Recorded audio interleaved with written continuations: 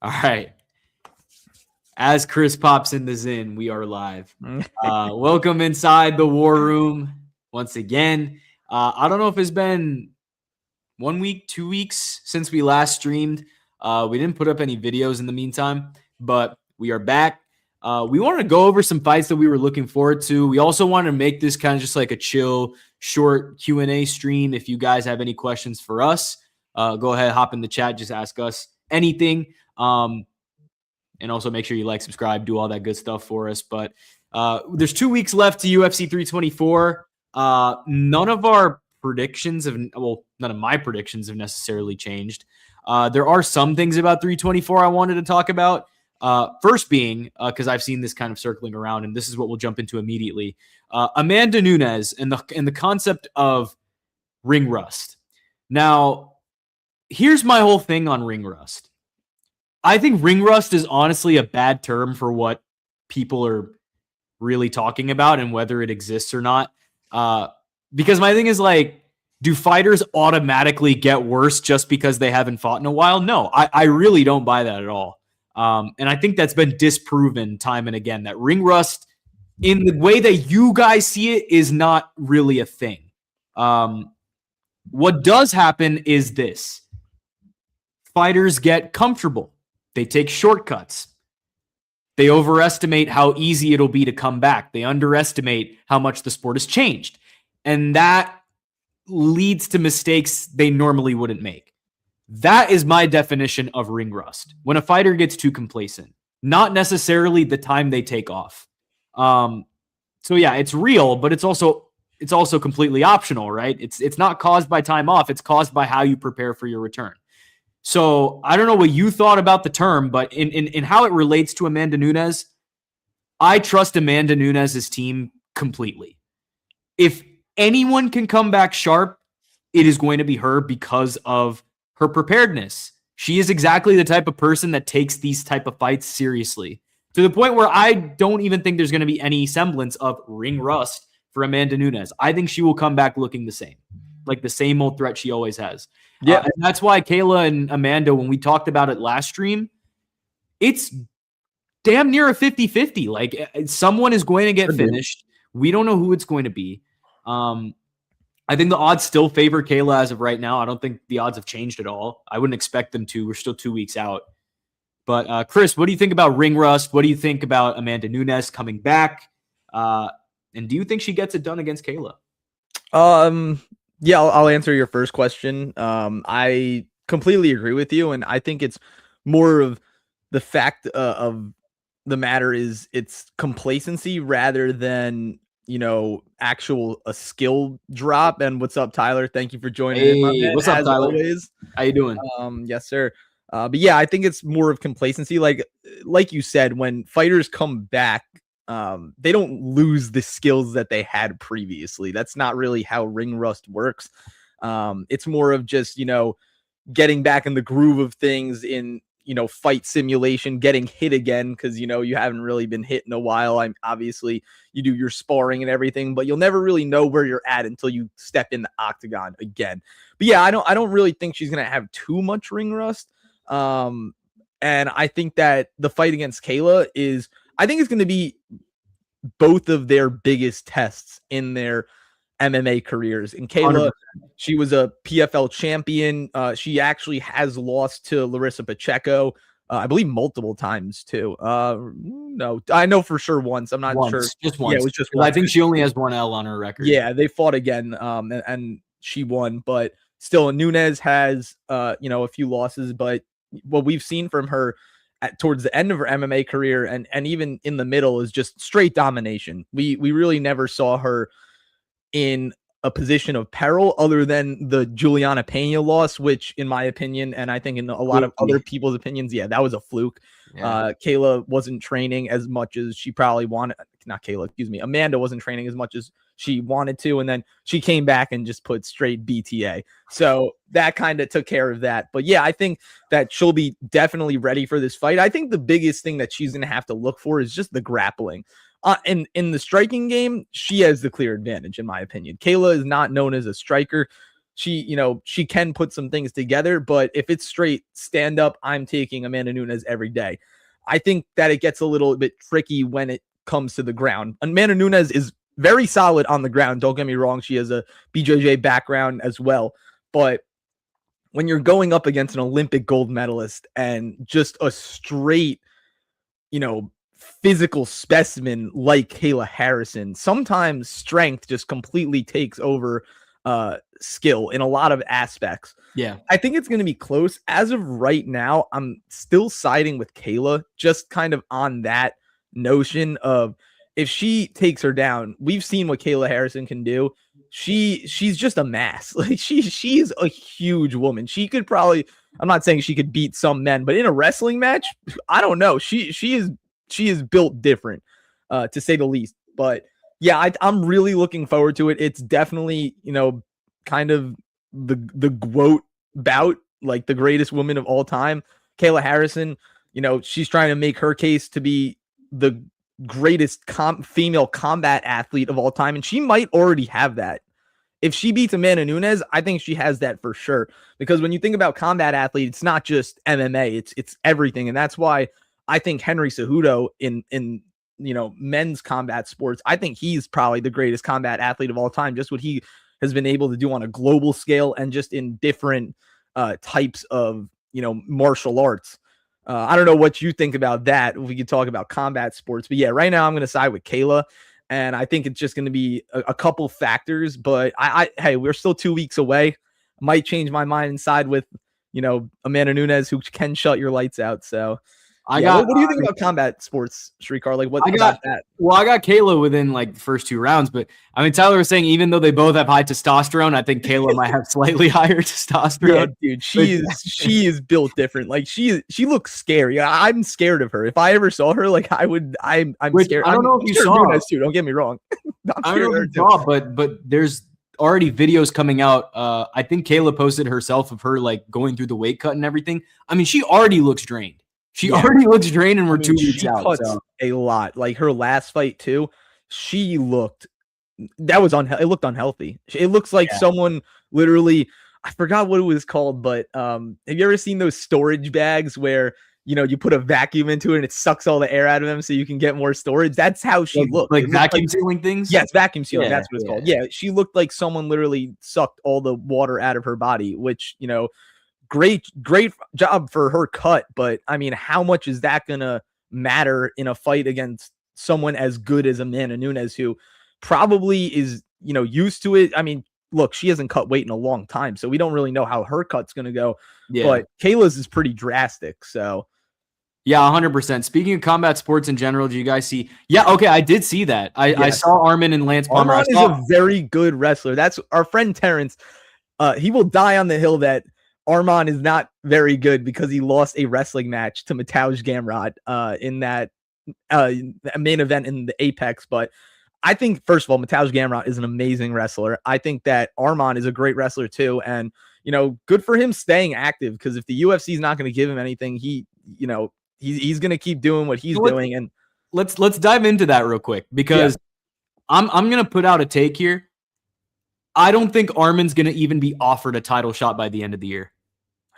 Personally, I can see that. I think the UFC is completely out on this guy. I've been thinking about it a little more over the past couple weeks. I mean, I think Arman probably needs like 2 more wins just to re-enter the conversation. If I'm being completely honest, he needs 2 more just to get back in the convo. And honestly, he hasn't helped himself. The headbutt incident, the crowd altercation, all of it was so unnecessary. Yep. I agree. They don't like dealing with that stuff, and the sport isn't going to wait for him to mature. I would say if he gets a super, super dominant win over someone else, maybe, but lightweight, like we've been talking about in our past videos, is just so crowded right now. And given, everything happening with him, like you just mentioned, I can see that the UFC is just going to sideline him. And Tyler, you mentioned 11-0. Yeah, teching someone, especially an NCAA finalist, is that speaks levels to your game. And he did it with what's it called? He wrestled Shara, which that was middleweight. Interesting. Did you see that they initially offered it to Tom Hardy, which is kind of crazy? But it was kind of bullshit though, because it was like 2 rounds, but yeah, I mean, yeah, I agree. If Tom Hardy took that though, that would have been a conversation. That would have been very interesting, and I'm sure Tom Hardy would have gotten. Tom Hardy. Yeah, Tom Hardy would have got a lot of money. But also Tom Hardy, I think he's a jiu-jitsu guy. I don't think yeah, it probably would have been a jiu-jitsu match rather than a wrestling match. But yeah, and then now that we're speaking about wrestling a little bit, the RAF, I forgot what it stands for, but whatever that whole thing was this weekend, the whole Bo Nickel thing between Luke Rockhold and Rockhold and Colby Covington talking massive amounts of crap to Bo Nickel. Yeah. I feel like I could see Bo Nickel and Colby Covington squaring up in the future. Rockhold, on the other hand, obviously he's not in the UFC any longer, but it was kind of funny because I saw some comments saying, Luke Rockhold actually deserves to be able to talk that to Bo Nickel because he was a world champion and he has some pretty quality finishes and names on his resume. Colby Covington, on the other hand, at least for right now, look, Colby, yeah, he was at the top, he was at the pinnacle, and I think that he's a solid MMA fighter in his prime, obviously past his prime right now. But I would love to see Bo Nickel versus Colby Covington. We're talking about fights we want to see in 2026. I think Bo Nickel has to do a little bit more to get to that spot because obviously Colby is still he is a, ticket buying name. Like you want to see Colby Covington, especially because what he brings off like outside the octagon. But I think their styles would clash perfectly, man. I think that would be a great fight to see. Maybe not in 2026, but definitely in the future. I would love to see that. Tyler, I don't know if it was submission only grappling. It might have been. I don't know. I will double check that right now for you, Tyler. But he did body slam Shara pretty good. That was pretty impressive. I remember seeing that. I'm gonna wrap up a point real quick on Armin. Because I thought it was interesting that you mentioned Gamrot as well, and how he lost to Gamrot. It was submission only too. It was submission only. Okay, so that was submission.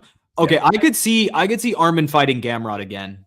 I think that's going to be Armin's. I think so as well. I mean, Gamrot obviously lost to Oliveira in what was kind of Oliveira's fight to push him up on short notice too. Yes, on short notice. I think that was a fight that didn't really fit Gamrot's style. If I'm being completely honest, he's not really a finisher. He's more of a never forget. If you go back and watch our predictions video, Sam literally called Charles washed, and I thought it was the most blasphemous thing on planet Earth. Yeah. You guys should go watch that video.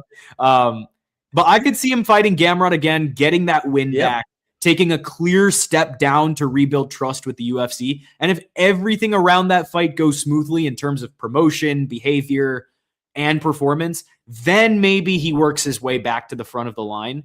But as of right now, you can take my word for it or you don't have to. I don't think Armin will get a title shot by the end of the year. I don't think that's what Dana wants. He obviously does not like Armin in the slightest. Armin hasn't done any favors to the UFC to kind of rebuild anything because even though he beat Dan Hooker, which, oh boy, we probably have a lot to say on Dan Hooker and Patty Pimblett right now. Oh my God, that was crazy. But even though he beat Dan Hooker, obviously you had the headbutt incident. You had so many different things that Armin just keeps shooting himself in the foot and he keeps putting himself further and further away.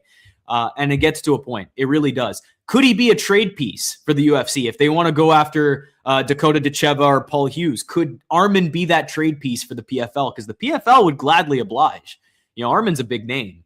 And the UFC is very much intent. Like they will get rid of him. Oh my God, the Niners play on Saturday. Are you kidding me? No. Do you have another short week? Sorry, guys, my bad. When it's the Niners, I just gotta lock in. But big win today. Bang.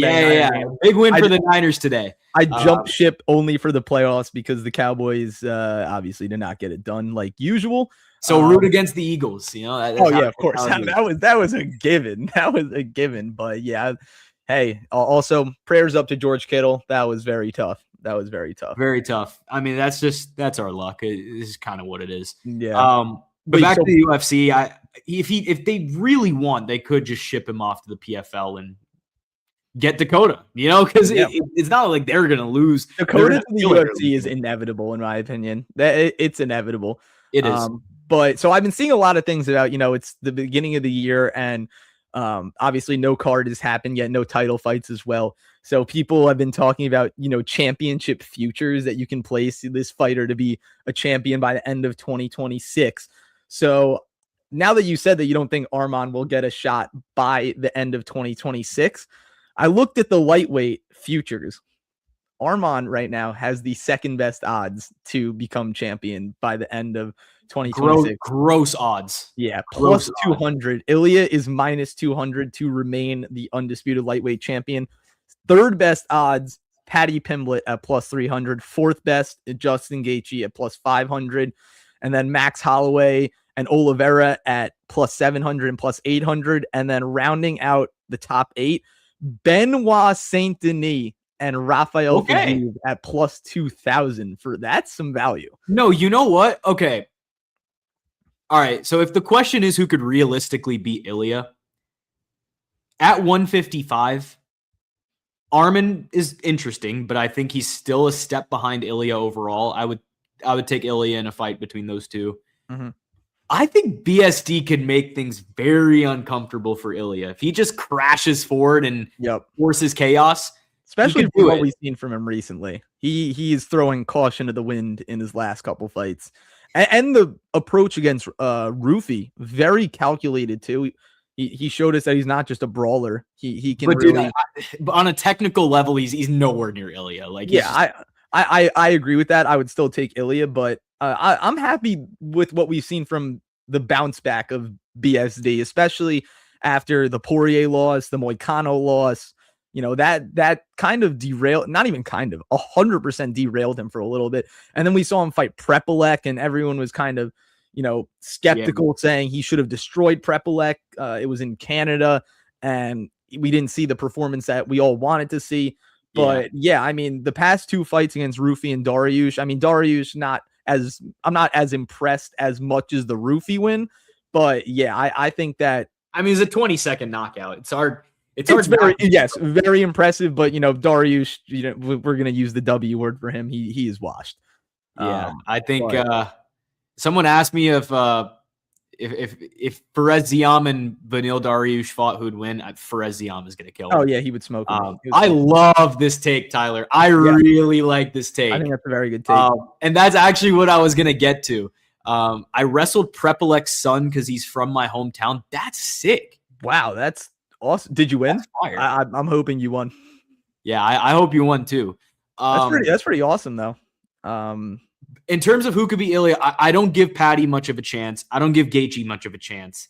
I don't give Charles much of a chance. We already saw that happen. Yeah. But honestly, man, given how well Max has adjusted to 155 and how competitive their first fight was before the finish, I'd take Max over the field to beat Ilya. You guys heard my 326 prediction. I'm not picking against Max at 155. He is operating on a completely different level right now. I don't think Charles is going to beat him. Again, if you're going to put money on anyone other than Ilya to end the year as lightweight champ, put it on Max. In terms of the value, in terms of what you're going to get, pretty good. Yeah, plus 700. I would place that. Well, I wouldn't place that because I think Ilya will still be the champ. Mm-hmm. But if I was going to pick anything else and I wanted good value, that was how it's going to be. No, Tyler, you lost. Oh, but your teammate beat him. All right, he got it back in blood for you. Slide for Tyler. He slid for you. Yes, sir. That's still pretty cool. Regardless, that you could say you wrestled Prepolek's son. That's awesome. No, that's super cool. That's super cool. Yeah. I wonder when Prepolek is going to get booked next because he just fought Dober, right? He fought Dober on the Canada card. Yep. Fire fight, by the way. Really, it was awesome. He's a dog. Yeah, he is. That's really cool, man. That's really cool. Give us more of your wrestling stories. I feel like Tyler be moving different with the wrestling. Yeah. You're our best viewer. I can say that confidently. You're our best viewer. You're always here, man. He's always here. And we're always grateful that you are. Yes, sir. 100%. Let's get into some of these fights that we're looking forward to. And we'll keep bringing up conversation as we kind of go down the line. We'll start in flyweight. Let's talk about Joshua Van. How long do you think his reign stay? All right. All right. Yeah, you are getting banned, brother. You getting banned. Yeah. That's crazy. That's pretty nuts. Bro said grinder. That's crazy. Yeah, that's Oh, you're good. But yeah, so what I was looking forward to. So all right, so from what we've seen from Pantoja is he's back to training, which is, awesome for him. I was not expecting it that soon. Obviously getting back in the octagon for a fight is a little bit different. I do see Josh Van defending one time before Pantoja gets back. But if Pantoja is able to make a speedy recovery, I do see that happening as an instant rematch. And like Tyler just said, I think Van wins again. I really do. Me too. I am on the Josh Van hype train. I've been on it since he entered the UFC. This guy is legit. There's really nothing else to it. I mean, hey, he won that fight. I will die on that hill. He won that fight. He caused the arm break. It's a very, what did Dana say? And a lot of other people said it. There's always a bad way to lose a fight. There's no bad way to win a fight. And he caused that action to happen. But in flyweight, the one fight I'm really looking forward to, Kyoji Horiguchi versus Amir Albazi. Okay, so you're going off fights that are already booked. Yeah, but I just want to bring that up because I like that. I like that. If you bring up fights that are already booked, I can bring up like some fantasy fights and we'll have like a good balance. But you know how we felt about Kyoji Horiguchi. Both you and Sam took to gear, but still, when Kyoji Horiguchi came back to the UFC, we were all hyped because we saw what he did prior to leaving for one and risen. And look, right now he's 11-1 in the UFC. His only losses to Demetrius Johnson and beating Tagir on your, second debut. And your return. Your return. That is very impressive. And the way he did it, he really just he put BTA on Tagir Ulanbekov. Yeah, we're all going with the gooch. Yeah, I'm taking. We're all taking Kyoji. He's gonna smoke Albazi. Yeah, he's so good. And look, I mean, by the end of 2026, where do we see Kyoji Horiguchi? I think he's going to be in the top 5. My honest opinion. I undoubtedly. And I think he's already kind of in that top 5. Yeah, and even in 20, I don't see him getting a shot right now, especially because with Manel Kopp I think Manel Kopp is. Do you match up Manel Kopp with Tatsuro Taira if Van and Pantoja have an instant rematch? Okay, so I think Joshua Van's next fight ends up being Taira in Japan. I think they're going to set that up. If they're going to Japan and this is set in stone, there's no way they pass on Taira versus Van. Okay? Right. Okay. I agree. Between Van and how good he is with the anti-grappling, we saw him against another elite Japanese wrestler in Rei Saruya. Yep. I'm taking Van over Taira. I think Van will beat Taira, and I think he'll get his first defense. He will see Pantoja again. I will take Van in that fight as well. That is 2 defenses.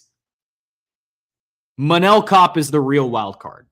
I have no idea how that fight goes. He just throws everything at you. Like he throws the whole kitchen sink at you. Like no stopping.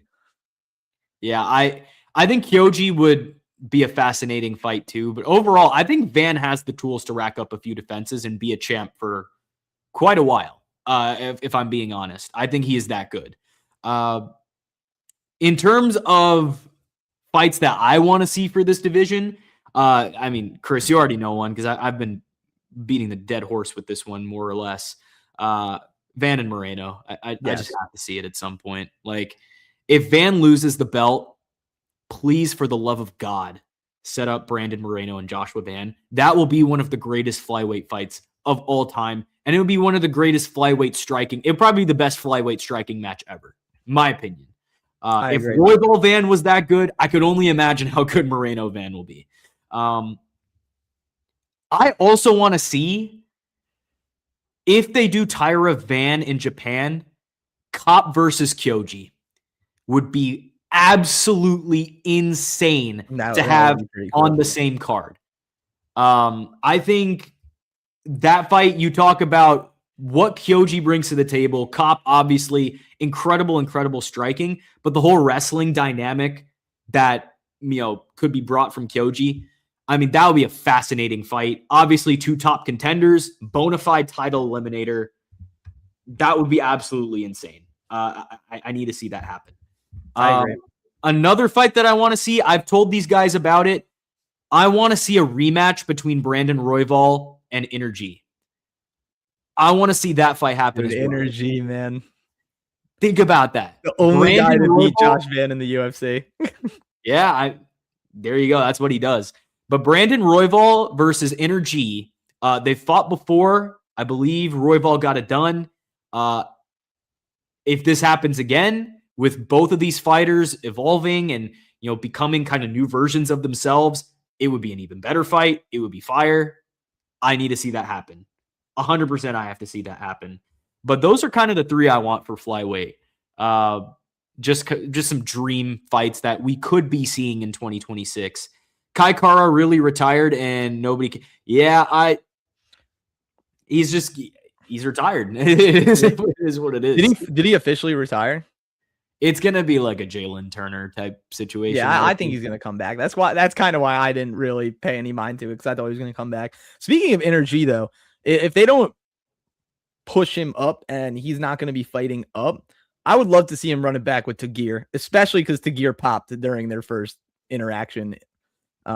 So I think that could be a nice little, bottom half of the rankings fight and kind of let Energy get some revenge, because he was really mad about that one. You go on his Instagram, scroll down to, what was it, earlier this year, late last year, he was going off about that because, I mean, I obviously I would be mad too if the guy cheated. Yeah.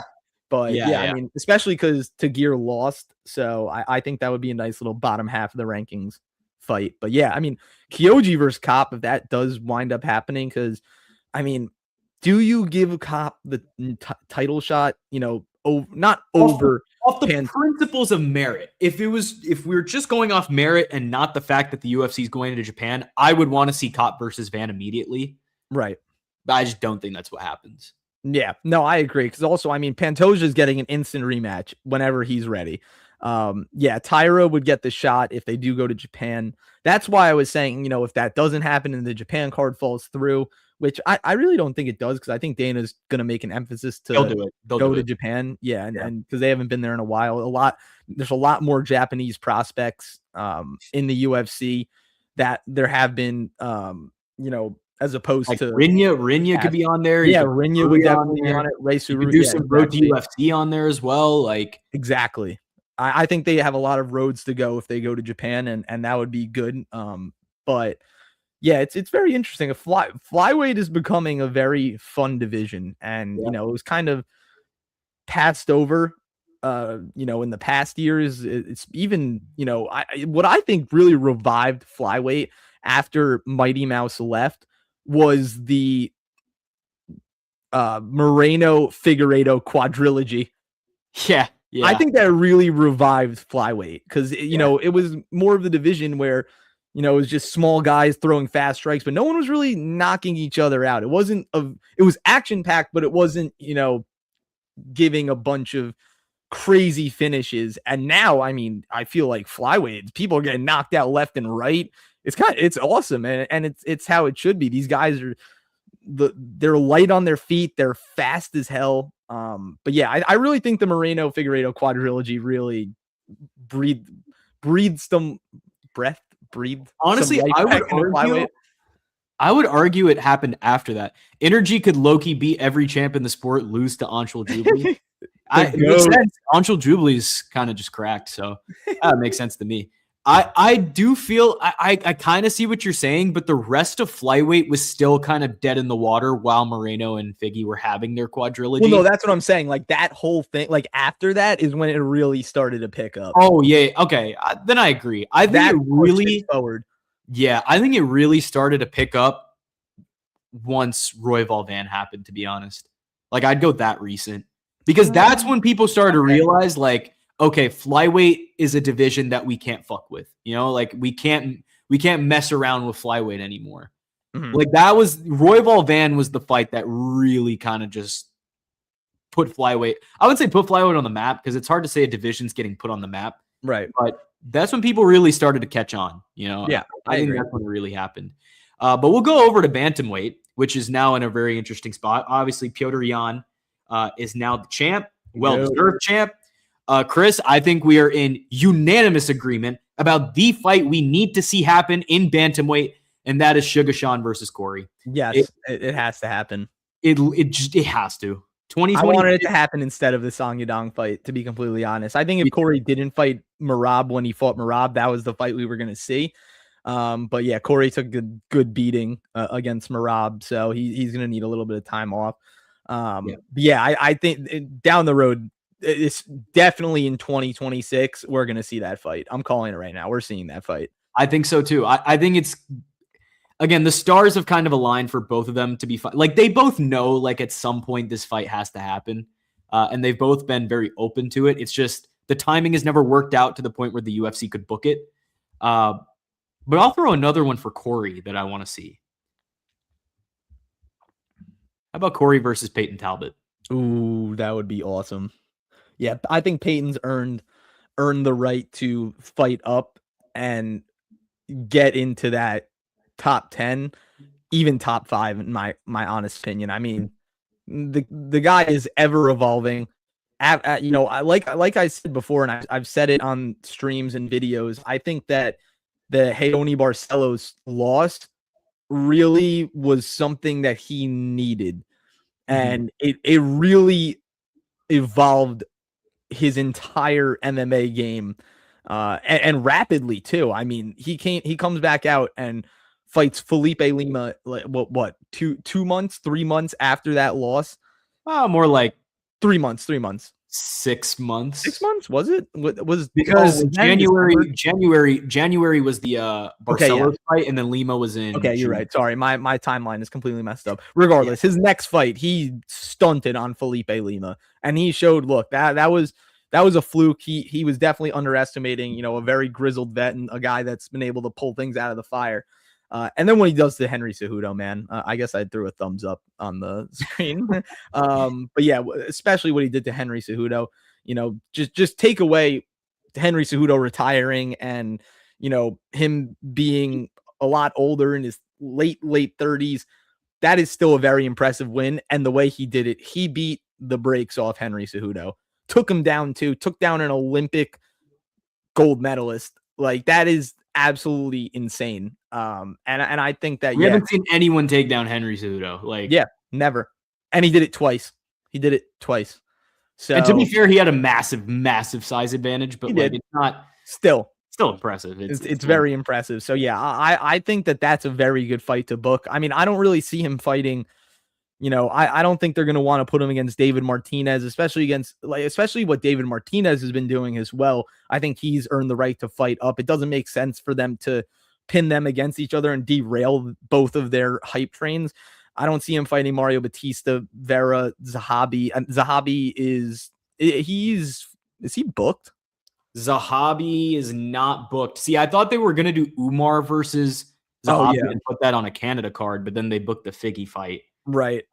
So I don't know what they're going to do with Zahabi. Speaking of that, that's a very interesting fight that I'm excited to see, especially because Umar is minus 1,500.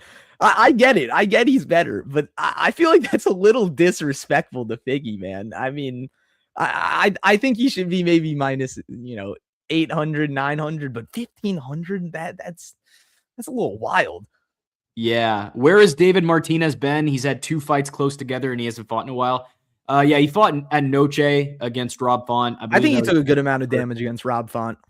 A fight that I really want to see for David Martinez, if Song Yadong loses to Sean. Ooh, that would be a good fight.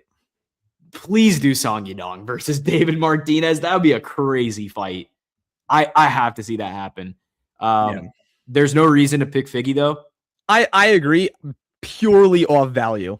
Throw a little $5. If I'm having a good betting night, $10.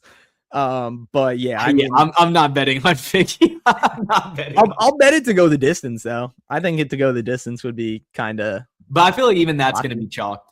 It probably will. It'll probably be like minus 300 for over 2.5. Yeah. The line isn't out for that, but yeah.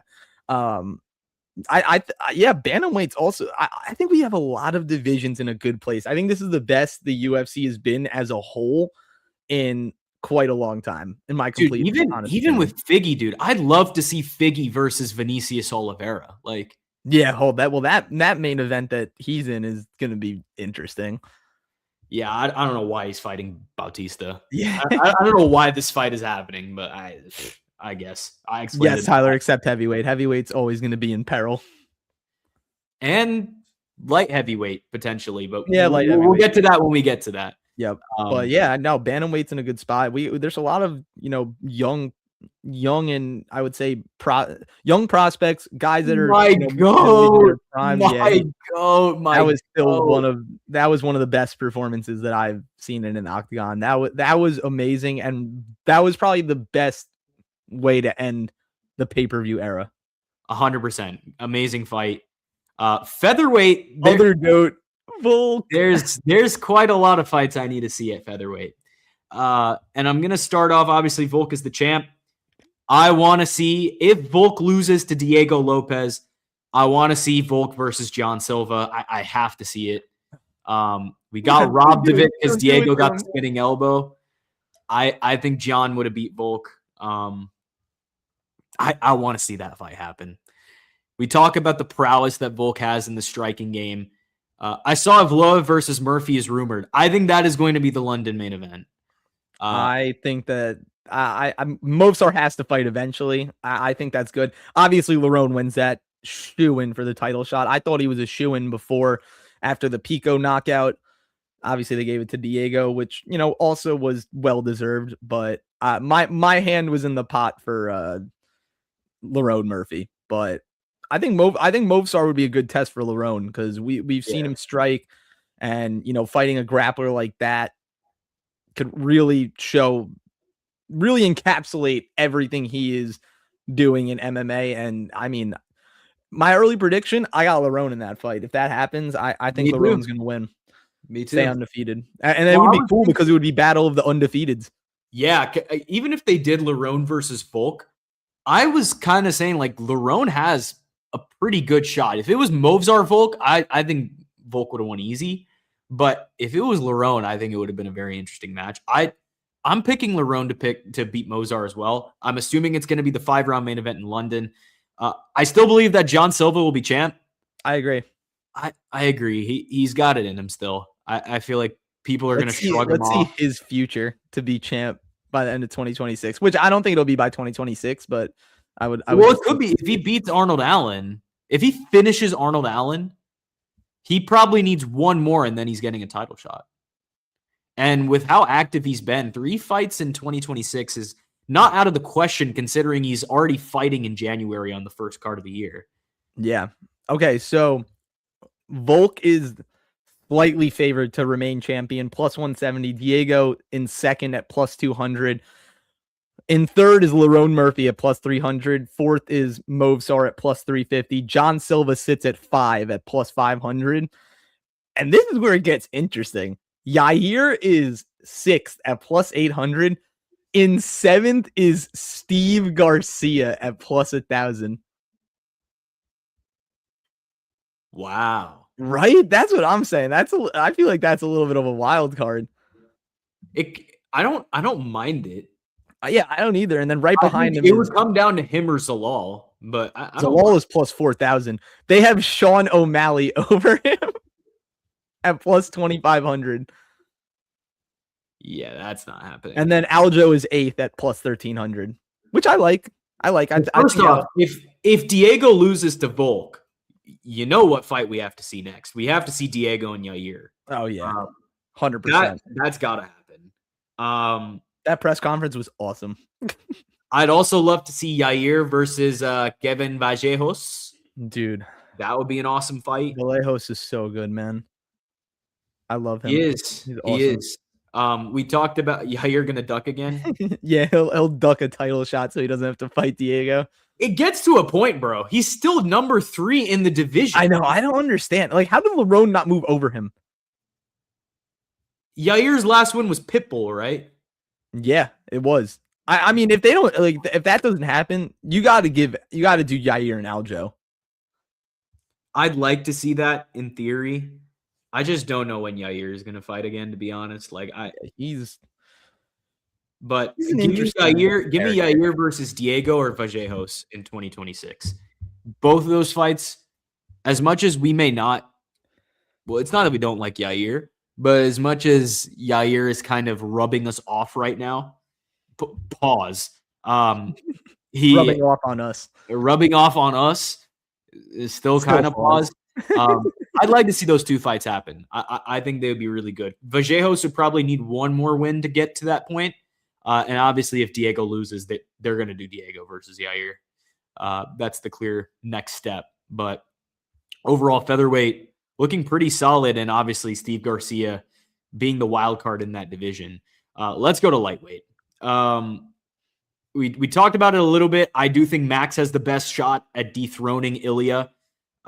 Remember when Yair got removed from the rankings because he did Doug Zabit once upon a time. And what's crazy, I would have taken Yair in that fight. Yeah, dude, I loved watching Zabit fight, man. He was awesome. He was good, but I don't think Zabit was the next big thing, you know? No, I don't think so. I don't know. He just had a very fun style, like an encapsulating style where it was like, there's nothing super special about him, but he was creative, and it was kind of just, I want to tune in. The guy went life and death with Kyle Bochniak, you know, like I don't. Hey. And Islam lost to Adriano Martins. He was a sick fighter, just no cardio. Yeah, his cardio was pretty bad. Someone would have exposed it eventually in a 5-rounder. In terms of lightweight fights, I want to see. I'm gonna try and. Well, I guess this is maybe a mainstream pick. I want to see Max versus Dan Hooker for the BMF belt. That would be a banger. No questions asked. Oh, yeah. What else could be? Armin versus BSD would be an absolutely insane fight. I don't even know how I didn't mention that. If it's not Gamrot, Armin versus BSD. I think you can make that happen. And it would, on the base of merit, make a little bit more sense than Gamrot because at least BSD is coming off wins over Houfi and coming off a win over Beneil Dariush. It kind of warrants that step up. People would still be mad, but what are you going to do? Armin did it to himself. But Gamrot coming off a loss to Charles, maybe it's a little bit more iffy. First person to ever have a main event change to 3 rounds, by the way.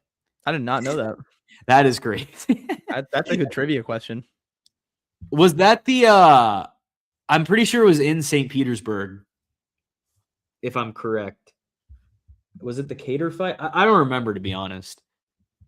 You might have to refresh me on what fight that actually was. I'm gonna look. 3-round main event. Yeah, it was Cater in UFC Moscow due to short notice. Okay, and it was fight of the night. Memory did not fail me. But yeah, I think Armin and BSD would be a great fight. What else we got here? Let's give you a little bit one towards the bottom of the rankings. Rafael Fiziev versus Manuel Torres. Yes. Any fight that Manuel Torres is in, that will be straight up striking. I am all for.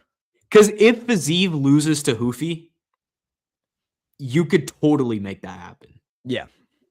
Right? Like, I think earlier in the year, I was calling for Quillen Salkild versus Rafael Fiziev. Oh, which, by the way, we didn't even go over that fight announcement. Quillen Salkild is about to beat the brakes off Jamie Malarkey. Yes. It is not going to be close. I don't even know why they're doing that, to be completely honest.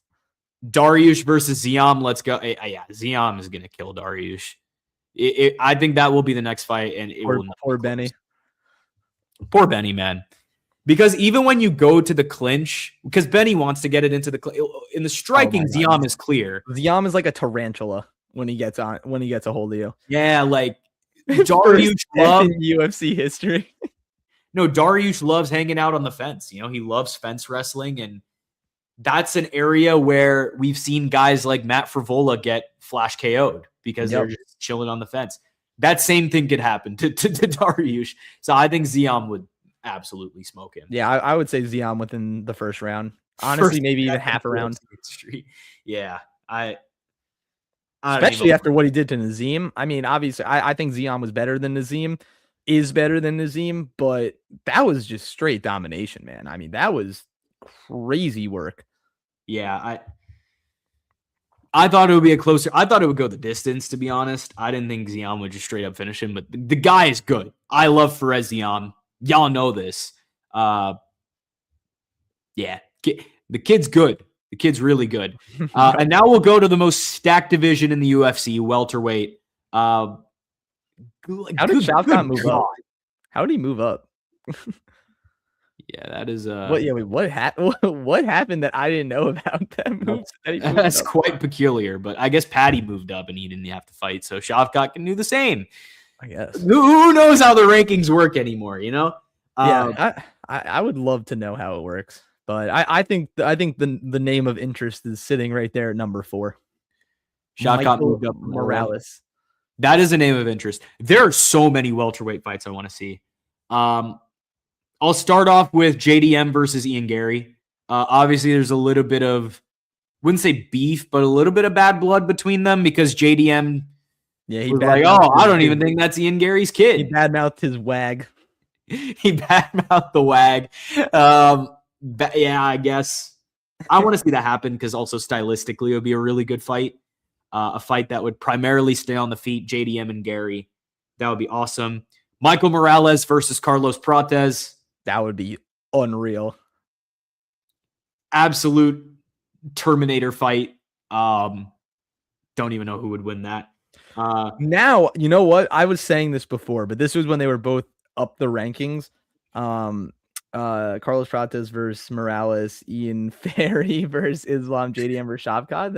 I would be okay. I also want to see JDM versus Shavkat. That would be a fantastic fight. Yeah, I think now is the perfect time for Brady and Bilal to do a rematch. You could. Yeah, I don't mind that. Because I was saying when they were both a little, like, Brady was still sitting at 2 after his Leon victory. Got the break speed off him by Michael Morales. And yeah, like I said, I always thought that, I mean, Brady was going to have to avenge that loss, like, eventually. And that was his only loss in the UFC. Now he is 2, including Michael Morales. But I think that fight makes perfect sense. Dude, honestly, like, all the fights I want to see revolve around these 6 guys. Like, yeah, I want to see JDM Shavkat. I want to see Michael Morales versus Ian Gary would be absolutely insane. JDM versus Prates would be crazy. Any fight regarding the top 5 welterweight contenders. Yeah, it's very mix and matchable, which I like. I think that's also probably what the UFC wants as well, because I really don't think they can go wrong here. Yeah, you cannot mess this up. Like, so, Leon versus Usman 4. That I guess. A fight I would want to see. I want to see Leon versus Buckley. That would be a good fight. Or Morales versus Buckley. If Prates knocks him out that bad, what is Joaquin Buckley gonna do to Leon? Yeah, Leon's gonna die in that fight. Yeah, I don't think Leon. I don't even know if Leon's gonna win again. To be honest, like, I just don't. I don't know. Hey, he's kind of been cracked at this point. I said it before. I think he's one of the most overrated champions, but.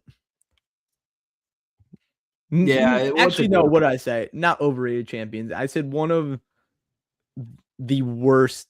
I think I said worst champions. Not like, I mean, he was on a big win streak too, so it's kind of hard to say that. But the demise is it's just sitting there. Like, I feel like it. I don't know. I feel like that's really not a bad take. I don't think it's a bad take. He did beat Usman, but sometimes it's not a bad take. It's not. Sometimes a fighter just has another fighter's number, and the head kick was lucky. Just how bad is Usman? Yeah, I he's bad enough to be getting the title shot right now. Even with, you got 7 guys right here, one or maybe let's see, 7 guys ahead of Kamaru Usman, and yet this guy is going to get the title shot off a win over this guy. Yep. I Ali Abdelaziz, ladies and gentlemen. I really don't get it. He's a great agent. I never understood this fight. I don't know why Islam Kamaru is a fight that we need to see. It's just off the weight of the name. Kind of like why Gaethje was going to get the fight over Patty. But like, who cares? It's 2026. Who cares about Kamaru Usman? Like, hey, that's like, the second welterweight GOAT. Arguably. Oh wait, how is Gilbert Burns number 12? He is the welterweight GOAT. So I guess we can talk about this too. Gilbert Burns, Colby Covington is still at 14. I think they're setting up Gilbert Burns versus Colby Covington. And I think they're going to do that fight, hate it or not. They're going to do that fight as the main event of UFC Seattle because this is the last time Colby can main event anything barring a win. I agree. This is the last one. I've had some people ask me about what the Seattle main event could be. I think there's a few fun options they could go with. You could do Suga versus Corey if Sean gets through Song Yadong clean and wants a quick turnaround. You could run Armin versus Gamrot, even though it's not fair to Armin, but he never gets treated fairly anyway. I think you could do Dricus versus Brendan Allen as a 5-rounder, but I don't think they go with anything that exciting. I think it'll be Burns versus Covington. Is anyone from Seattle? UFC fighters from Seattle? Maybe Brendan Allen. He's claiming Canada. Next, he'll claim Seattle. Oh, yeah, I guess. Two worst guys in the rankings battling it out. Yeah, I guess. I mean, that's just kind of how it is. We talk about the name value. Burns and Covington, both, I think in their last fights, both of them headlined fight nights, albeit one was in the Apex, one was in Tampa, Colby against Buckley, Burns against Morales, and then Burns against Brady before that. But they headline fight nights. It just doesn't look like Seattle is going to be the most exciting card. I don't think they're going to stack that one. Unfortunately, because this past Seattle card was great. Yeah, the main event was a little bit of a letdown, but the rest of the card was good. Obviously, you had John Silva knocking out Melzik Baghdasaryan. What else was on that card? I believe Menafield versus Walker was on there. Yes. I'm trying to think what else happened on that Seattle card. I believe that was in Baku. But it was a good card. This time around, I just don't think it'll be as good. But welterweight, everything kind of revolves around the top 5 in terms of the fights that we want to see. Obviously, for Islam, it's looking like Kamaru is going to be the next guy. Yeah, which we don't agree with. UFC Windsor will be McGregor versus Chandler main event trophy. Tyler, I'll let you keep believing, bro. I won't rain on the parade. Because you know what? To this day, I want a UFC San Francisco, knowing damn well it's not going to happen. Because the last time they tried to go to San Francisco, it was a fight night, and I believe it was Joanna versus Michelle Watterson Gomez. Barn burner. Yes. And they ended up moving it out of Chase Center, and I think they moved it to Sacramento, if I'm not mistaken. Or it was Apex. I don't remember. But they're never coming to the Bay Area. It's just not going to happen. I don't think it works. Interesting. I have some fighters that could show up on the Seattle card just because of their ties to Washington. So Terrence McKinney fights out of Washington, which is interesting. Ricky Simone also fights out of Washington, and Juliana He was on the card last time where he knocked out Jabed Bashrat. Yep. And I could see him making a return to that. And Juliana Pena was born in Washington. So 3 names that we could see pop up on that card. That's really the only 3 active fighters, unless they want to also out of retirement. Also, if you guys aren't tapped into the regional scene right now, Bilal Hassan, this guy is going to be on the Seattle card. He is going to be in the UFC, and he is going to be a problem. He's going to be really good. Just wanted to throw that out there. Bilal Hassan, really, really good. Let's move on to middleweight. Khamzat Chimaev is the champion. I think he will be fighting the number 2 ranked contender, Nasruddin Imavov. I think it'll happen in June or July. I don't think Khamzat fights until summer. I don't think he'll fight until potentially White House card, which we'll get into White House in a little bit because a lot of my thoughts have changed on the White House card. But in terms of middleweight, big name I'm looking at here is kind of the X factor is Dricus. I think Dricus is the big X factor here in terms of the fights that you can make for him. We mentioned Brendan Allen as a potential 5-rounder. I like that. Everyone else is, well, Strickland and Fluffy are now booked. Imavov's going to fight for the title. I think it makes sense. Yeah, I think that would be a good fight. Dricus versus Fluffy, I think would be a really, really good fight because I'll put it out there. I think Fluffy is gonna beat Strickland. I do too. That's gonna be an awesome fight, by the way. I didn't really get to dive into it as much last time because I wasn't too sure. But with Strickland, it's always weird. But I don't think he can just jab and teep his way through this one. You know, no, he's not. Fluffy is going to force contact, whether it's against the fence or an open space. And once that happens, I think Strickland's grappling defense, it's fundamentally sound, but it's not well-rounded. I think that will start to get exposed. And at that point, he's a good wrestler, though. A lot of people don't know that he's actually a very good wrestler. He is, but I just something different about Fluffy. Honestly, I think this could look a lot like Fluffy versus Roman. I really do think so. Interesting.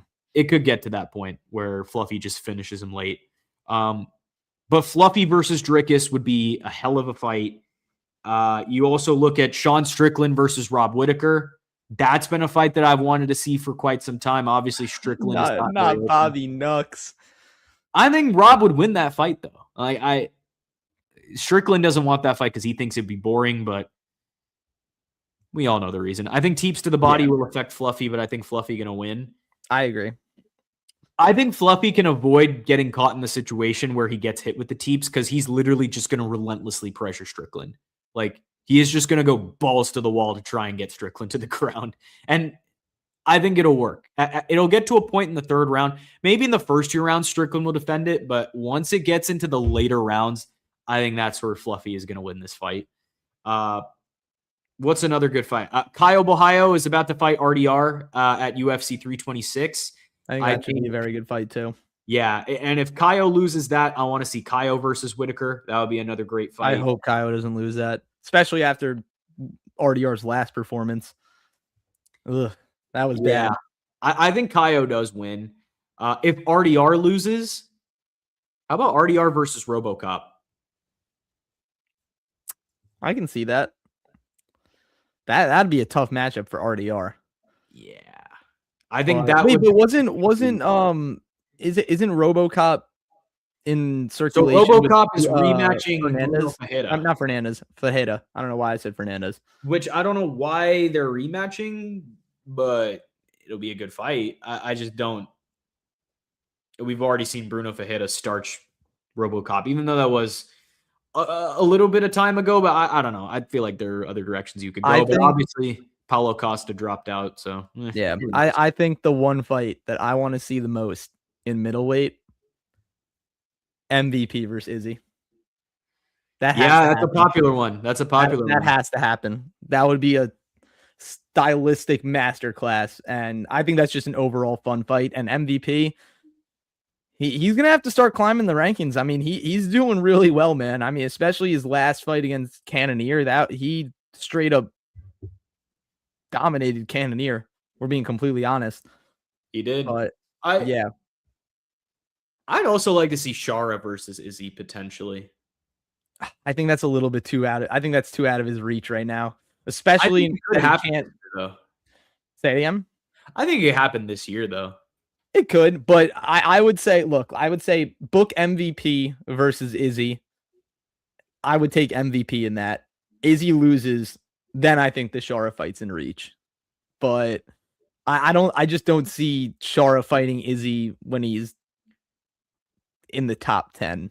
I think it would probably end up in a stink fest, but it's still interesting. I don't know. MVP Izzy is.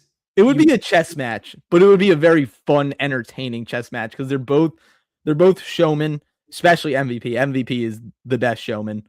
You're gonna hate me. I think MVP Izzy could end up like Yoel and Izzy. It could. It could be a complete. It could. I'm not close-minded to that being the result, but I still think it's a fight that needs to happen, and I think that would be a fan favorite. That would draw a lot of attention. That could be a very good featured bout on a card, even a main event. I don't even know where you would put that main event, but I feel like that should happen in the first half of the year so they can give a little room to Izzy to work. I'm surprised it's not. What's up, John? How you doing, my guy? Hey, what's up, Thanks John? for How's it tuning in, going? brother. What are What are your your guys' guys' favorite movies? Oh, I love that you brought this up because I feel like my film knowledge is going. I know the Golden Globes are going on right now. Yeah, they are. Are they? I'll give you my favorite movies of this year. Obviously, I love Sinners. I love Sinners. One Battle After Another was absolutely amazing. 10 out of 10 movie. I really like Superman. I thought Superman was a really dope movie. I saw Frankenstein recently. I think Frankenstein's a really dope movie. What else? I still have to watch Marty Supreme, but I'll get to it once it comes on streaming. Dude, watch Sinners. Yeah, watch Sinners. Great movie. Sinners is crazy. Sinners is one of them ones. I think that's gonna go down as an iconic movie. I don't know. My film knowledge is good, but I'm very indecisive when it comes to questions like that. I've started to get into film a lot more, but I still cannot answer. Do you guys like horror movies in general? Yeah, I'm okay with them. Done well. Yeah, when they're done well. Like peak Conjuring was awesome. Like the Conjuring series, that was pretty lit. Insidious, I liked Insidious. See, I thought Hereditary was awesome. I thought Hereditary was awesome, and Hereditary messed up plot, bro. Like that was wild. That's the point. That's the point. Exactly. Yeah, but that like had me thinking like, oh my god, like yeah, Hereditary is a really messed up movie, but it's like messed up in a good way. Midsommar was great as well.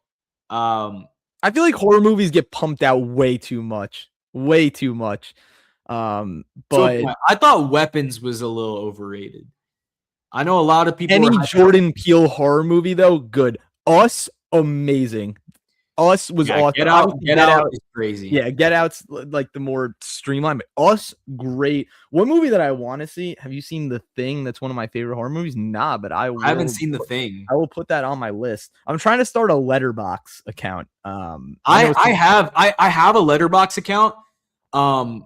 I just don't use it that much. 2026, I'm gonna be active on Letterboxd because I've been watching a lot more movies, y'all. Like a lot more movies. I know. I like movies more than TV shows because sometimes I get impatient, so I don't wind up finishing it. But yeah, Thing is good. Yeah, I will definitely put that on my list of movies to watch. Me too. One movie that I want to watch from Jordan Peele, is what is it called? Him. It's like the scary football movie. It was trash. Don't watch it. It was trash. Really? Okay. The only reason I wanted to Nope. I thought Nope was better. Nope was very good. Nope was good. The only reason I said Him is because I feel like there's never been like a scary sports movie, and just the concept sounded cool. All right, but if you're telling me it's trash, I won't watch it. I wouldn't tell you don't watch it because you can make your own opinion for yourself. I did not like it at all. I thought it was done very, very poorly, but I don't know. Is from one person to the next, you might like it. What do you guys think are the most overrated movies? I think Weapons is very overrated. It's a decent movie. I didn't think it was all that. Like people hyped it up as like, oh, this is like a masterpiece of a horror film. I didn't think it was that crazy. Overrated. Yeah, that's a hard one. Like off the top of my head, that comes up. I gotta think. You know what? Yeah, I'm a hop in the bag real quick. I'm hopping the bag. Yeah, I'm. There's definitely some movies where I've been like, okay, but yeah, that's a good question, man. I'm like, I don't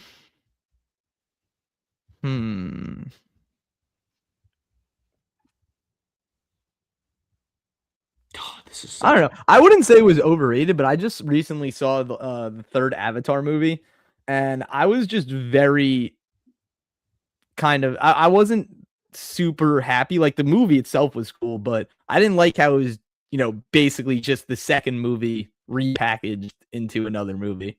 I still need to watch the new Avatar. Yeah, you don't like Joker? I love Joker, to be honest. I can see why people think it was overrated, but I thought it was good. I thought the plot was good. Oh, the second Joker movie, trash. Absolutely trash. but that's not even overrated because everyone thinks it's trash. no, but the first one was dope. Okay, Oh, the first one's okay. Anora won Best Picture last year at the Oscars. Don't think it should have won Best Picture. I didn't like it. Actually, did I see Anora? It was a great movie. I'm not gonna crap on it. Definitely overrated though. I don't think Anora should have won Best Picture. Oh, speaking about good movies, Parasite. Movies that won Oscars. Parasite is one of my favorite movies. Yeah. Amazing. I can definitely say I think Parasite is up there. I think Interstellar is definitely up there. Oh, yeah. Dark Knight. I'm a big Christopher Nolan head. Did you like the recent Batman movie? Like the Batman? I loved it. The Robert Pattinson one. Really Yeah, good. I thought that was good. I like dark movies, man. I think the Batman, and that's also why I like Joker, because Joker and Batman like gave off those very like dark, sinister sort of vibes, and that's the type that's what I want from superhero movies. And it got to a point with Marvel too, because Marvel was making movies where, well, we'll see how Doomsday is. Let us know in chat if y'all are hyped for Avengers Doomsday. 2026 is going to be a great year for movies. We're getting Doom Part 3. We're getting Avengers Doomsday. Yo, you know what's crazy? I haven't seen either of the Dunes. You're correct, bro. Yeah. Put that at like the top of your watch. I know. I need to watch it. You're slacking, bro. Dune is crazy. I think Dune Part 2 is honestly like up there for one of my favorite sci-fi movies ever. Like, yeah, all right. That's at the top of my list.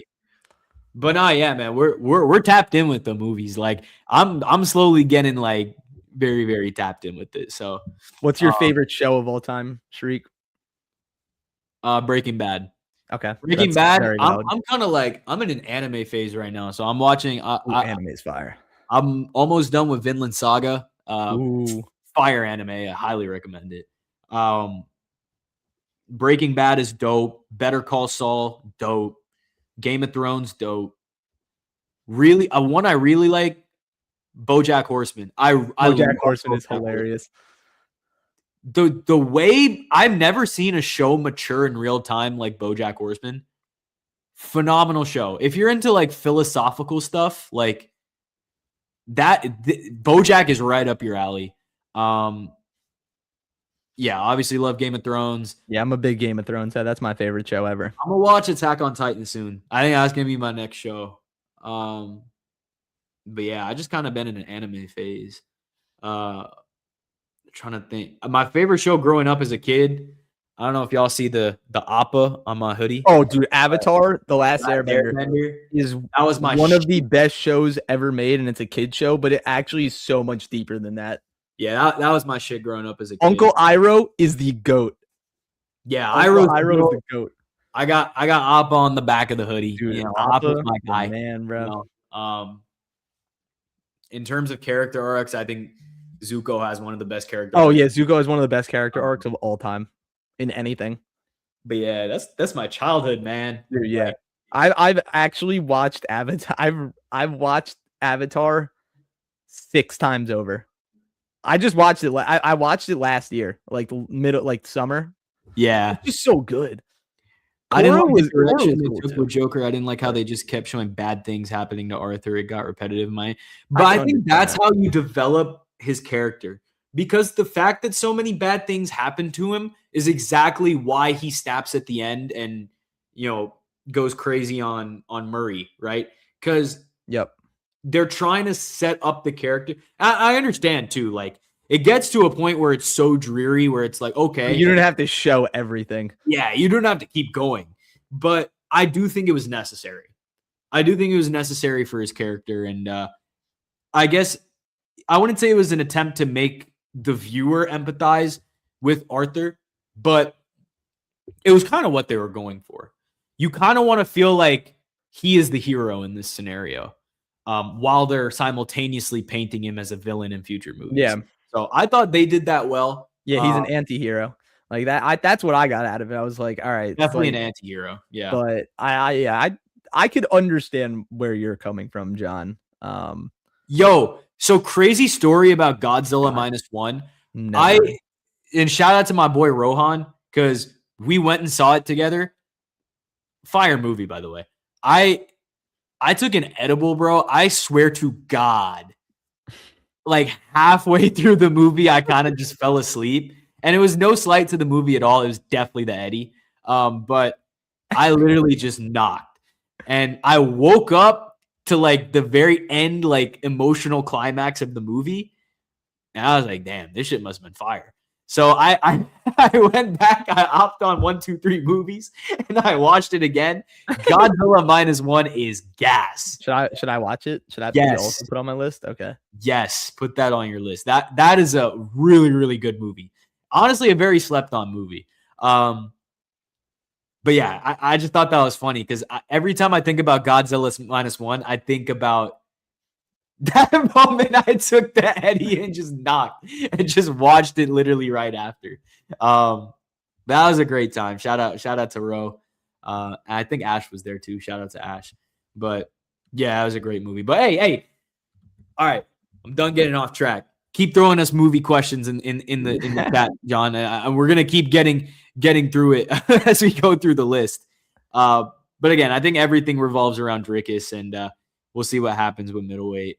And we'll see what happens with the Seattle main event too, because yeah, it'll be interesting. Yeah, it'll definitely be interesting. Let's go on to light heavyweight.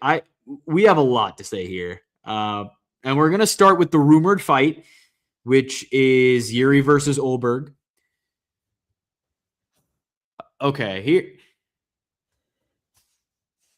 I think it's going to be UFC 327 in Miami. I think that is when we'll see Jiri versus Ulberg. By then, we should finally have some clarity on what's going on with Tom Aspinall, which is huge because that decision basically tells us what the UFC does with Alex Pereira. Chama. Cortez. Tracy Cortez. If Aspinall comes back and Pereira stays at 205, then yeah, Jiri versus Ulberg is probably just a big contender fight. But if Aspinall can't return, that's when things get interesting. At that point, I think Pereira seriously considers jumping to heavyweight to fight Gane. And suddenly, Jiri versus Ulberg becomes the clear title fight at 205. Maybe it's interim, maybe it's undisputed. Maybe they even stack it on the same card as Pereira versus Gane. So if Pereira loses, boom, instant title unification. I mean, that's the kind of stuff the UFC actually loves. But you know what? I'll give you guys a bonus. Let's do a UFC 327 card prediction. So right now, if I had to guess, main event Pereira versus Gane for the interim belt. Co-main Jiri versus Ulberg for the other interim at 205. I think Jack Della will be on the 327 card. I don't know against who, but I think he'll be on it. If Waldo beats Derek Lewis... Oh, he has to be. Big Dominican population in Miami. Yeah, he will be on the card. Maybe against Alexander Volkov. Because Gane still needs to find... There's so much stuff happening at the top of heavyweight. And then how about this one? That's tough. How about this one as a main card opener? And this was one I didn't even mention for lightweight. I know you're going to like this. Michael Chandler versus Chris Duncan. Yes. Why don't we just make that the main card opener in Miami? My guy, Chris Duncan, bro. I love that guy. Only reason is because Michael Chandler fought on the Miami card last year. You want entertainers in big cities. Yeah. And that's an entertaining fight. Chris Duncan. Only drawback is if they actually do McGregor Chandler at the White House. I don't know. Yeah, I think we'll get a little more clarity as we get closer to that. But I mean, the state of the division is really weird. Like, I think light heavyweight's in a weird spot. It is in a weird. It's at a crossroads and it's crazy because it almost depends on, like you said, the heavyweight division. It's kind of. It's interesting to see another division held up by another division. One division held up by another division. Only because we don't know what Pereira is going to do. Because can you scroll down a little bit just so we can see? Yeah, I got see the top. Yeah, I mean, like really, the only person. Jiri and Magomed are sharing number one contender right now. Yeah, and I mean, the only other outlier that he hasn't fought in the top 5 is Ulberg. But yeah, do you really throw Ulberg? Well, and Jan, but I mean, no, but he fought Jan technically. Jiri didn't fight Jan. Oh, no, I'm talking about Pereira. That's what I was. Yeah, I was talking about Pereira. Like he's pretty much ran through the top 5 already, except for Ulberg. So it'll be interesting. And then you see Azamat down there, which he's at a steady climb right now. Well, you didn't even mention Reyes versus Johnny Walker is already confirmed for Miami. Yes. Which will be a good fight, I think. Someone is going to be asleep. Yeah, someone is going to get slumped in the first round itself. And also Tatiana Suarez versus Lupi Godinez is already on there as well. Yeah, if Pereira beats Gane, the winner of Jiri Ulberg gets promoted to undisputed champ. I mean, there's a nice group of guys coming up in light heavyweight. Like you look at Zhang Mingyang, you look at who else? Umar Sy, Modestas Bukauskis, Ivo Baranevsky is coming up, Navajo Sterling, Abdul Rahman Yakyayev. Who else? Uran Satabaldiev. Luke Fernandez is about to make his debut. But like none of them have really separated themselves as true title level threats yet. Right. I agree. And honestly, outside the UFC, like the division doesn't look great either, like on the regional scene. Eventually some of these guys will rise and be seen as dominant. Like that always happens. But what worries me is that nobody has really forced their way into the current mix yet, except Ulberg. And he's not even young anymore. Like I think Ulberg is like 35. Yeah, so Ulberg's a lot older than I really thought he was. So I don't know. Like they're gonna have to come with something. But I don't know. Light heavyweight going into the future is a little bit weird for me in the sense that I don't know. I definitely want to see Jiri versus Ulberg. That's going to be an amazing fight. I need to see that happen. I'm trying to think what else. Khalil Roundtree versus Jan Blachowicz is one that I really wanted to see. That would be a banger. I think it would be a tricky test for both guys. Mm-hmm.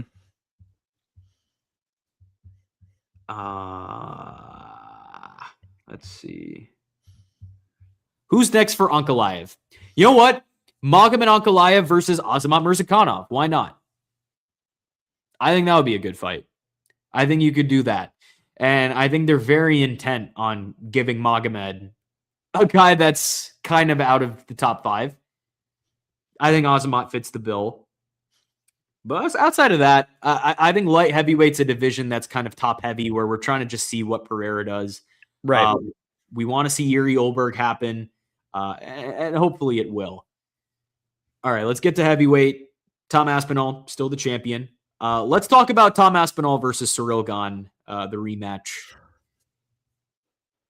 Okay.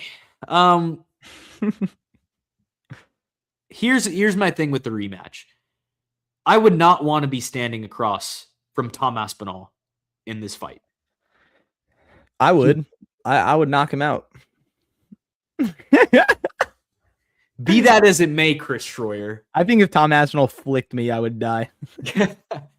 Tom didn't look like himself against Gane, and if that fight kept going the way it was trending, there was a real chance Tom would have gotten drowned and lost control. That said, he also got lucky. No loss on the record. I fully think the man is going to go back, fix those issues, come into the rematch sharper. If he does, I think the second fight is much more decisive, especially considering how pissed off he seems. I'm taking Aspinall by finish in the first round. I think he will do it quick. This time around, I think it'll happen. But obviously, there is the wild card of how does Tom look when he comes back. I personally think he's going to come back very strong. Just like he did with the Blades rebound, coming back against Marcin Tybura, finishing him in the first round. I think we're going to see kind of a repeat of that. I think he will finish Cyril Gane. I don't know what you thought, but I'm taking Cyril Gane by eye poke finish. Yeah, no, I mean, I think you put it perfectly. I would not want to be standing across from Aspinall, especially after everything he's been through. And, you know, I kind of feel bad for him because no one really knows what he's going through. And everyone's just saying, oh, like, whatever, you're you're a wimp or He's a quitter. Yeah, he's a quitter. He's a quitter. Eye pokes are pretty bad. And look, I'm coming. This is coming from someone who I haven't really been poked in the eye. I have effed up eyes. I'm wearing glasses. My prescription. I've been poked in the eye. That shit hurts. Yeah, That shit hurts like hell. In the shower, I get soap in my eye, and I'm like, oh my god. I got TKO'd by a soap bottle. But yeah, I mean, eyes are very, very tricky because you don't want to go into a fight compromised like that, especially when it's similar to the Henry Cejudo thing. People are calling Henry Cejudo a quitter, but he took a nasty eye poke from Song Yadong, and he said he was seeing double. That is not a good thing to happen during a fight, especially when you're standing across from a dangerous opponent. If one of your eyes is compromised and you're looking out of one eye, let's say like your right eye is compromised and they're throwing shots with their left hand, a looping overhand, you're not going to be able to see that. You can't see it clearly. So you're basically, you're just compromised. There's really no other way to put it. It's hard. It's very hard. And I don't blame him for, sticking to his ground, and everyone's saying, oh, he's going to multiple doctors so he can prove himself right to fight. No, I mean, he's having surgery on his eye. There's definitely something wrong with him. And, I'm on his side because I've dealt with eye problems my whole life, and it's really not fun. And this is just me as an everyday person, not a fighter who has to stand across from a 6'3" monster who can, knock you out cold, and, you're the champion. You don't want to be susceptible to that. So yeah, it's difficult. I hope he recovers quickly. But yeah, I mean, he's going to be mad. He's going to be very, very mad. And I really do think, yeah, I really do think it's one of those issues where I wouldn't be surprised if Tom Aspinall just does not get medically cleared and he can never fight again. Like, yeah, I genuinely think that's possible. Serious. It's very possible. And, if he does get medically cleared and he's not okay, he's just lying. Because also the thing with eyes, unless there's, real damage that you can straight up see when you're going to the optometrist, that's something you can lie about. Because what is the doctor going to say? No, you can't see. He can just say, no, I see fine. I can see fine. So it's kind of something that you can bypass yourself. But unless there's, actual damage to the, like behind your eye, that's a big thing too. It might not even the front of the eye, just the back of the eye, the pressure, you take a hit to that area, it can mess up the entire pressure of your eye. You can go blind. Like, that's not something to play about. You can go blind in plenty of ways, but especially like when you're getting hit directly there. Also that, it can mess up your equilibrium. Try and close your eyes and walk in a straight line and see where you end up. I guarantee you're not going to be in a straight line by the time you're finished walking. That's a big part. And, in MMA, equilibrium's a lot. I mean, your balance is almost everything. So yeah, I hope he's okay. And that we get to see that fight again. But yeah, I'm going to take Aspinall in that fight like I did in the last fight. And he's going to be pretty pissed off. And I don't blame him because Gon has a track record of doing this. And, it didn't really, no one got severely injured like this before, but, a precedent is set out there. And I forgot who was saying it. I think it was Joe Rogan, but he was saying, an eye poke should be an instant point deduction. And I agree, because you're told to not, you're told in the locker room, keep a fist. Low blows are a little bit different. You're throwing a kick, the guy moves, that can be a little more inadvertent. An eye poke, if you're fighting like this, there is a problem. And that's just, you guys know, I'm a John Jones supporter. He fights like that, and I can't save him from that. But you like, I understand, wanting to have an open hand just so in case to catch something or, transition. But when you're straight up putting your fingers out like that, like the guy can just, even if he just runs into you and gets poked in the eye, it's your fault. It's still your fault. So I don't know. Gon really has to fix that, because it's going to be a problem, and he's gonna be in the ringer too, and he probably is in the ringer because it's happened plenty of times. So that was my little spiel about eyes. I hope you guys liked it. Whoever's watching, that was my TED Talk. Yeah, I could see this being a Pereira Ankalaev 2 situation where Yeah, I can too. Aspinall literally just comes out and just puts on the pressure immediately and just He might even just shoot a double leg and take him down and then beat him up on the ground so he doesn't have to get poked in the eye. That might have to be the way it goes. But other heavyweight fights I'm looking forward to. We mentioned Volkov and Waldo. Salsa boy. Volkov and Waldo would be a fantastic fight if Waldo beats Derek What's Lewis. going to happen to Almeida? That's a big question. Okay, so here's what I was thinking. In 2026, what if we saw Jalton Almeida versus Walter Walker? I would like that. I would like that very much. The heel hook king against a guy who is really intent on bringing things to the ground. Yeah. That would be crazy. I'm all for it. I'm all for it. I think that would be great. I want to say Sergey Pavlovich versus Ante Delia would be a great fight. I agree. I want to see that happen for sure. I just think Almeida doesn't do himself any favors by the way he fights. Yeah, he doesn't. But who knows? Maybe Volter heel hooks him. What else was I going to say? Oh, I think Alexander Rakic moves up to heavyweight. And I think he fights another heavyweight newcomer, Enrico Verhoeven. I like that. I don't think light heavyweight's treating him well anymore. And honestly, I think when Rico comes to heavyweight, he will already be the second best striker in the division behind Khan. Like, I agree. I think Rico could find himself in a title fight by the end of, depending on how heavyweight plays out, he could find himself in a title fight very soon. I'm very high on Rico Verhoeven. He's a dog. He's training with Aspinall. He's part of a good camp. And that's a big thing. So that could be good. I think Curtis Blades versus Walter Walker could be another good fight. Honestly, once Walter Walker gets through Marcin Tybura, I think he is going to be a player in this division. I'm very excited to see the matchups that he's going to be a part of. Because Walter is very good. Like, very good. I'm a big fan of him. We don't see people just come in and heel hook people like that easily. Especially at heavyweight. He is massive. Yeah, he is the clean monster for a reason. But those are the heavyweight fights I'm looking forward to. We'll go over some of the women's fights. Just what we're, anything that catches our eye. Erin Blanchfield versus Tatiana Suarez at flyweight. Yep, 100%. Great, because I definitely want to see that happen. Suarez, especially moving up, would be great. I just don't think she's just too big for this division, to be honest. I think she fits a lot better one weight class up.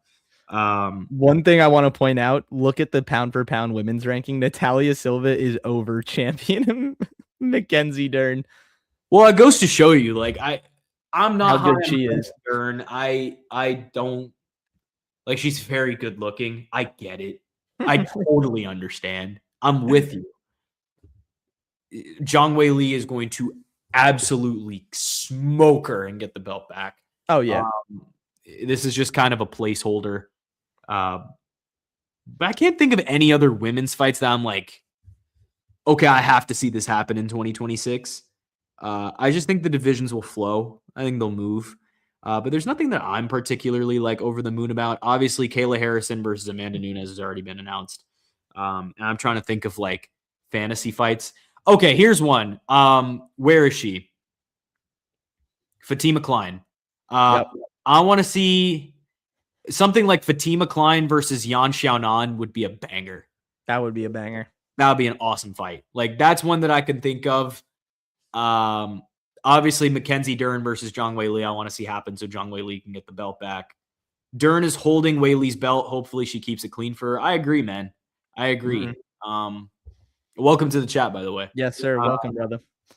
In terms of other women's fights, it's just like, I'm still high on Wang Kong. I think Wang Kong is still someone who's definitely a player. I agree. She's ranked at 12 right now in flyweight. Her versus, I don't know, like a Rose Namajunas would be cool in the future. But outside of that, like, even if we look at bantamweight, nothing excites me. I literally, not interested in like, there's a reason I literally kept it on. Yeah. I just don't care about bantamweight. Beyond this Harrison Nunes fight, I don't care. I really don't. And it's on bantamweight to make me care. But obviously Sam loves the loaded strawweight division. The ever so loaded strawweight. Ever so loaded strawweight division, which I have to give him is getting a little bit better. But we'll see what happens in 2026. These are just the fights that we're looking forward to. Real quick, before we peace out for the night, we did want to talk about the White House card and what our predictions are for that. So I would like to revise a stance I had in mid-2025 that the White House card would not happen. I will be honest, I used to think it would never happen. I changed my mind. I was wrong. The White House card will happen, okay? Imagine Piotr Jan at 39 years old moved up. It would be crazy. It would be awesome. I know Shrikar would be here for it too. He's a huge Piotr Jan fan. If that happened, he'd be the GOAT, undoubtedly. Well, not only that, I do some crazy things to have that happen. I won't get into detail, but that would be crazy. But anyways, when the White House card, the turning point for me, and when I finally realized this was happening, was when they decided to tear down the East Wing.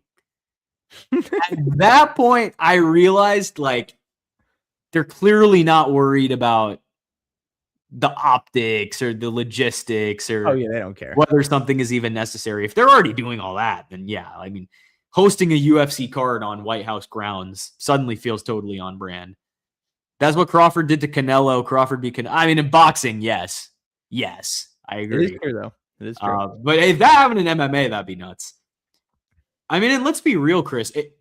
If there is a chance for massive money movement and big, flashy spectacle attached to it, that is exactly the kind of thing this U.S. administration would greenlight. Oh, yeah, 100%. I'm so serious. I could actually see a full main card of all title fights, if I'm being completely honest.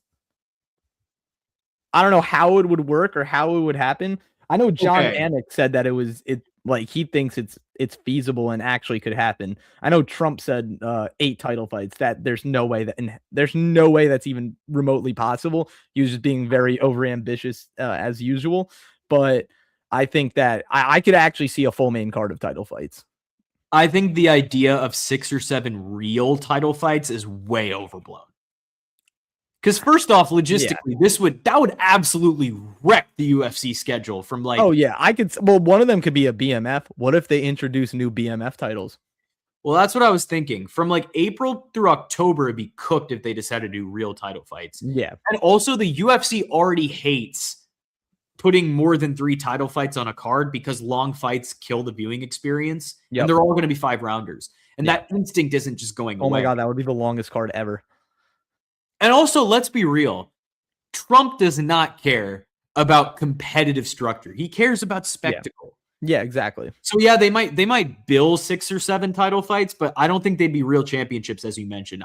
Way more likely, it's some kind of honorary belt for the night, like a White House version of the BMF belt. Yeah. So they don't. But we talked about BMF potentially moving divisions. What if they just introduce new titles? So it's not. I feel like that just takes away from the BMF title, though, because it's. I think the whole point is they don't want to mess with actual divisions. They don't want to force 5-rounders. And they still want to get that appearance of, okay, this is special, right? How is the White House holding a fight card? Is it going to be inside? It's going to be outside on the White House grounds. Yep. So they tore down the East Wing. They're somehow making this happen.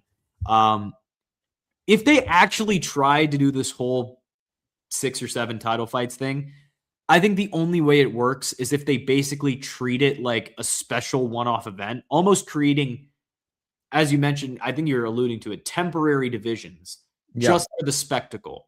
Yep.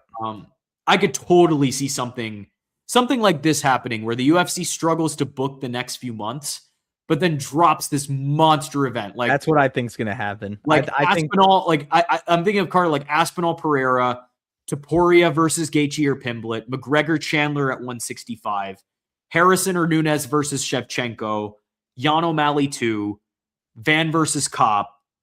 They introduce atomweight, and we get Tabitha Ritchie versus Izawa at Atom. Yeah. You know what I mean? Like, Could and then be. all of the winners get some kind of fake belt, like a presidential championship or something. I don't know what they're going to do. You just can't have real title fights. It's just No, I agree. Yeah, that was my whole thing is, you're just going to cook your schedule for one, probably the biggest event in UFC history. But yeah, I mean, I was always on the kind of wagon of, I like the BMF title, and I think introducing other BMF titles would diminish the meaning and significance of holding the BMF belt.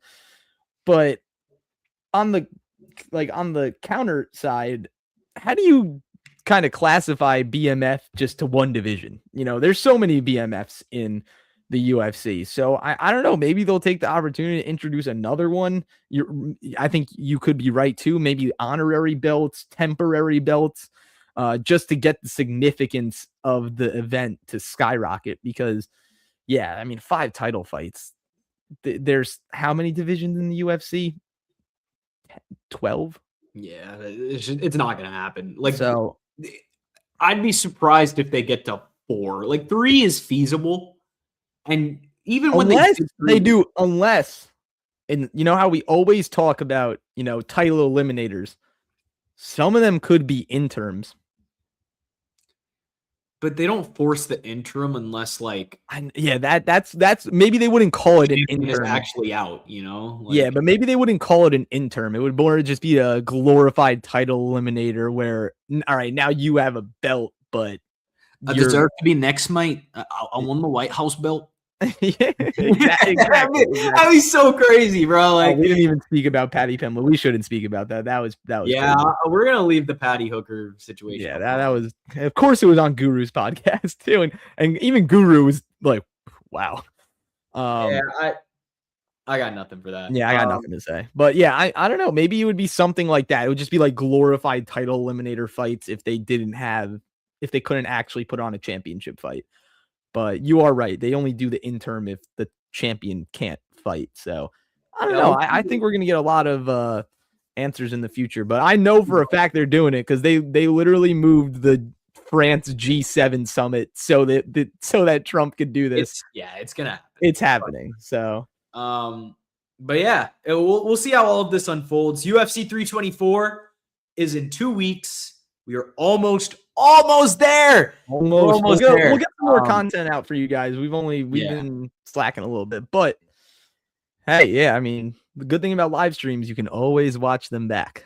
Yes, you can. There will be receipts to be had. I'll actually look back on this at the end of the year and see if any of the fights we wanted to see actually happened. That would be pretty cool. That'd be a nice little compilation. I wish we started this earlier so that we could have done that for last year. But hey, thank you for tuning into the stream. We went for about 1:40. We said it was going to be a short stream. Ended up being a nice little longer stream. It's always a long one. We love it here, though. Yeah, for sure. And we'll come back with some more content too. I'm working weekends, so I'm literally just trying to find the time, and it will get done. I'm just settling in and getting into a routine. So I was happy to hop on this one. Chris, any last words before we tap out for the night? Not really, Sam. We miss you. We know you're working hard. Yeah, we'll get Sam on the next one too. Yeah, we'll get Sam. We'll coordinate our schedules to get all 3 of us out here. But yeah, I mean, I'm excited for 324. We will have all 3 for 324 predictions. Yes, 100%. So yeah, I just think that the UFC is in a great place. Keep saying it. Very, very, very, very excited for the Paramount era. Can't overstate that enough. I think, like I said, UFC, it's only up from here, man. And it's crazy to think that this is, all happening. I'm speaking like I'm part of the UFC, but my one concern though is once we get past this first year of Paramount, I think it's going to go right back to where it was during ESPN era, where we start getting the slop. Yeah, it could. I think 2026 is going to be a crazy year where we just get banger events. Yeah, I think it's going to be the best year in UFC history, and we'll revisit this at our end of year recap. By the way, if you guys want to see a cool video, we did an end of 2025 recap that you guys should check out. We handed out some awards for our favorite moments and things like that. Best knockout of the year. Check that out on the channel. But yeah, no, I think that I think you potentially could be right, but I'm not going to put it out there in the universe. So I have to. I'm a pessimist with the UFC now. I used to be an optimist, and now I kind of have. I feel like I'm Luke Thomas sometimes. Like Luke Thomas looks at things very pessimistically, and I feel like I think the same way. But yeah, man, very, very excited for 2026 at the very least. We can only look forward to what's on the plate in front of us, and this is what's on the plate in front of us. It's pretty good too. Pretty appetizing meal. Yeah, indeed. Follow the socials down below. If you guys tapped into the stream, we thank you very much. We will be back very, very soon. Thank you guys for tuning in. For Chris Schroyer, I'm Shrikar Jendran. Peace out from the War Room. We'll see you guys next time.